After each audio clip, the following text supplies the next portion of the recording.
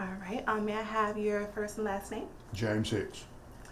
And how bad of a problem is fentanyl here in Taylor County? Fentanyl has become a problem for everyone. Uh, we have now been supplied, as of the 2023 changes in the law, to handle it a little more aggressively.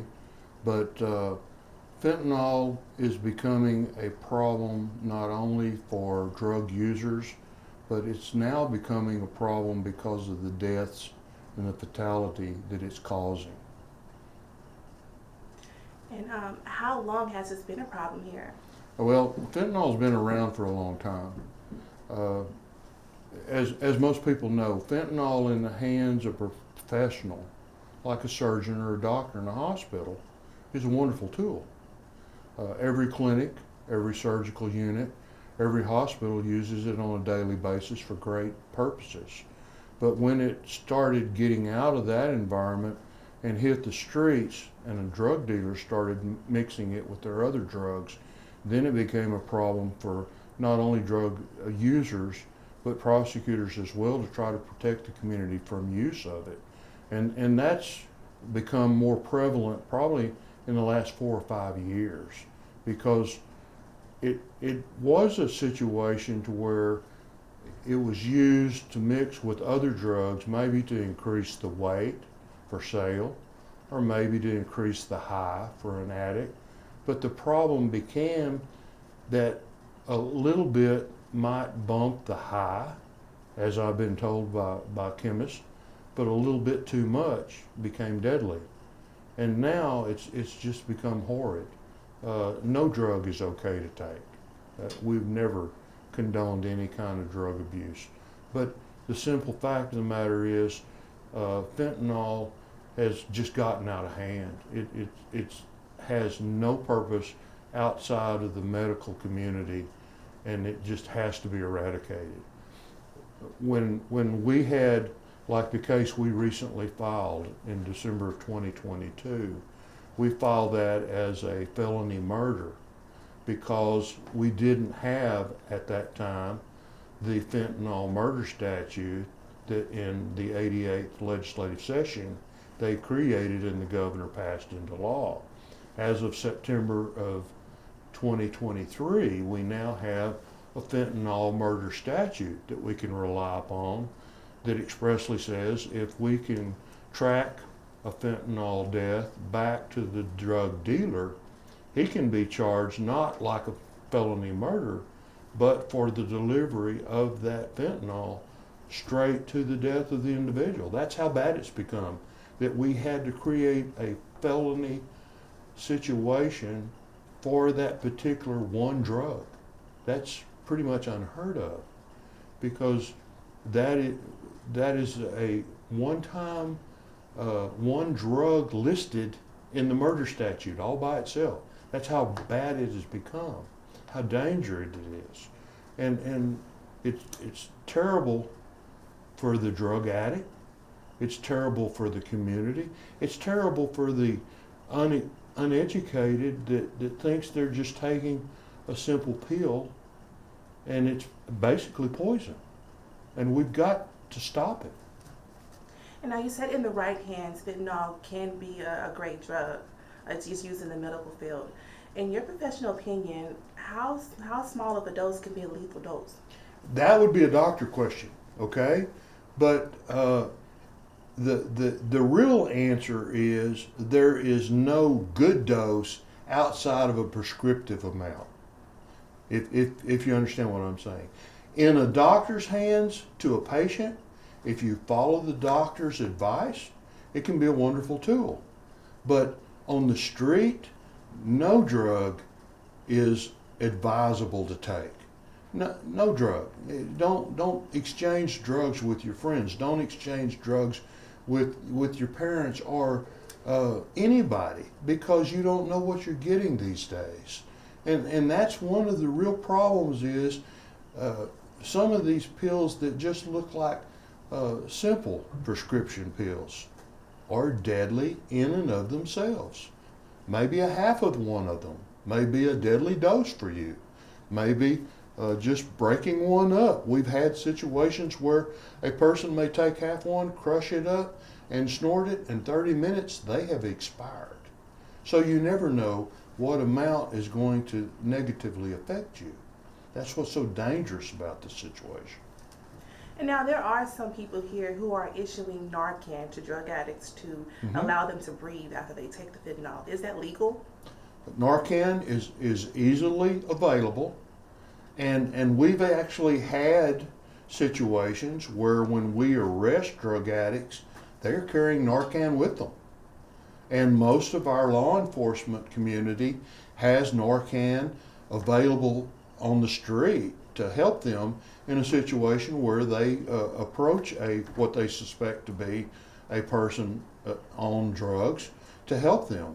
Because the obvious situation is, if we can save a life by having a Narcan kit available, we are definitely going to do that.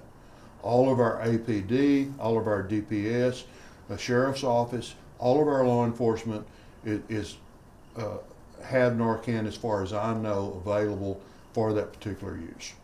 And now we briefly touched on this, but prior to September 1st, how were cases where dope dealers who issued fentanyl handled?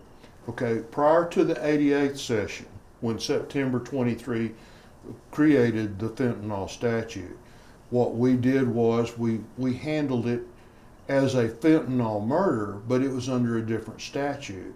The statute in the murder at that time allowed us to file what was called a felony murder, which means if you are committing a felony and during the course of that felony you cause the death of an individual, then you have actually committed murder.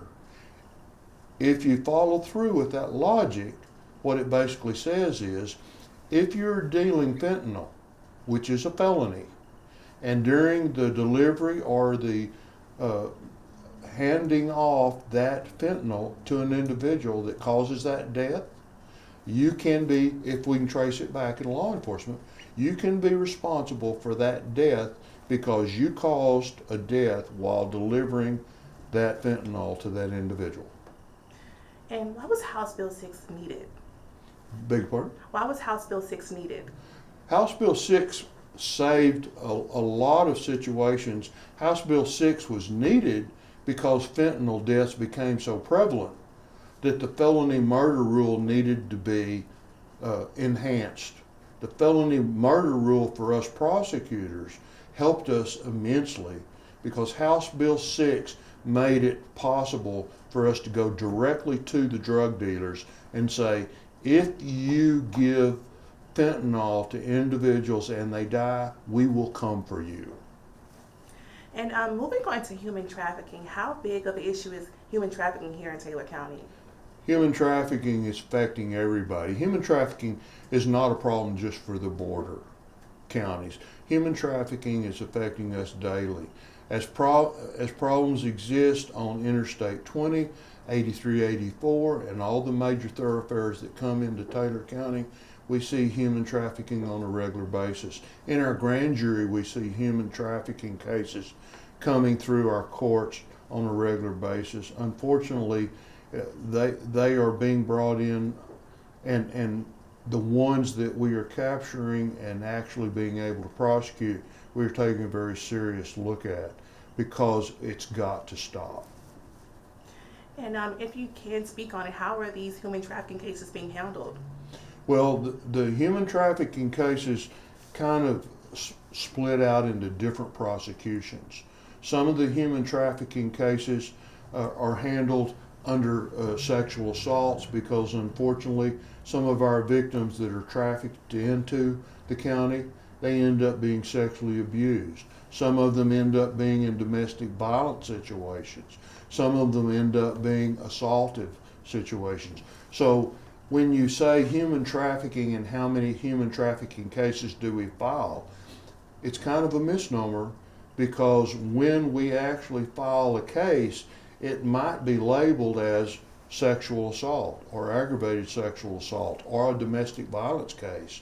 When you get to the facts of the case, you find that that is somebody that was brought in against their will and they ended up being abused in another way, or they were violently assaulted, we as prosecutors are obviously going to charge them with the highest punishment level crime that we have available to us. So you can't really put a number on just human trafficking cases because they blossom out into so many different prosecutions.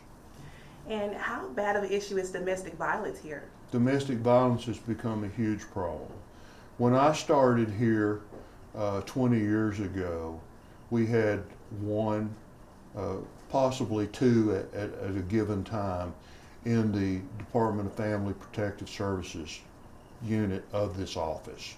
We have 5 active attorneys in that office now, and they are totally overloaded.